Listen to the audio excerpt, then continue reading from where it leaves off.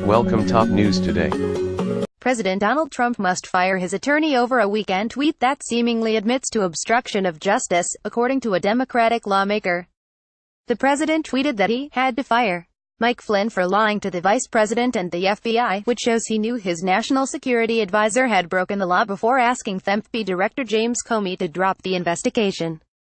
The White House insists the tweet was actually written by the president's outside attorney, John Dowd, who legal experts say is now a witness in the special counsel probe. No matter who drafted it, it's still Donald Trump's words, and if John Dowd truly wants to take responsibility, he has to resign from the president's legal team. Sen. Richard Blumenthal, DCT, told MSNBC's Morning Joe he's going to be a witness in a trial at some point, and no telling which side he'll be a witness for, but I think now these threats and intimidation raise the specter of political interference in this investigation, much like the Saturday Night Massacre, and I'm going to press the Judiciary Committee to move forward with legislation protecting the special counsel. It's bipartisan, and we have 5 co-sponsors.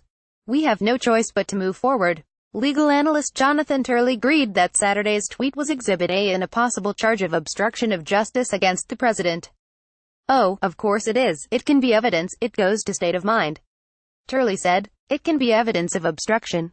Obviously the White House is now denying that these were his words, but it creates a series of problems for the legal team. I mean, this is a team that's already had trouble. It's like Monty Python's crack suicide squad. They show up with an oppressive army and die at your feet. We saw this earlier, a Trump lawyer making a public admission of withheld documents by the White House counsel at a restaurant. We now see this. Turley said Dowd could be compelled to testify against Trump. The problem is that there's a crime-fraud exception to attorney-client privilege. Turley explained, Dowd put himself in the middle of this investigation. There's no reason why the special counsel should take the word that the president didn't write or dictate this language. It goes to the heart of obstruction. It could not be worse. It's baffling to see this stumbling by the Trump legal team continually. Joyce White Vance, a former U.S.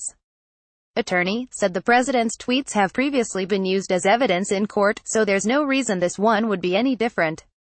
We've now seen judges in the Muslim ban line of cases hold Trump accountable for his tweets, saying that, in essence, they are public and official statements. Vance said, but I think it goes a little bit beyond that. We're talking about the President of the United States, and when he takes words written by someone else and puts them out there as his own, I think he owns those words, and it's going to be very difficult for him to back away from them, no matter who drafted them. Morning Joe host Joe Scarborough said it was a distinction without a difference, and he pointed out the White House has already stated that Trump's tweets are official statements from the Oval Office. The only thing they've done by denying it is made matters even worse, Scarborough said. Blumenthal said the president had only one option for making things right. Where is the president saying, I disavowed this tweet, it was my lawyer, I never saw it, and I'm firing him, Blumenthal said. The senator said the president's tweet also exposed top administration officials to legal jeopardy. These words are his. It doesn't matter who drafted them or how many drafts there were, Blumenthal said. He owns the words, he has to take responsibility, and there's no reason they are not evidence in a criminal prosecution against, by the way, someone else as well.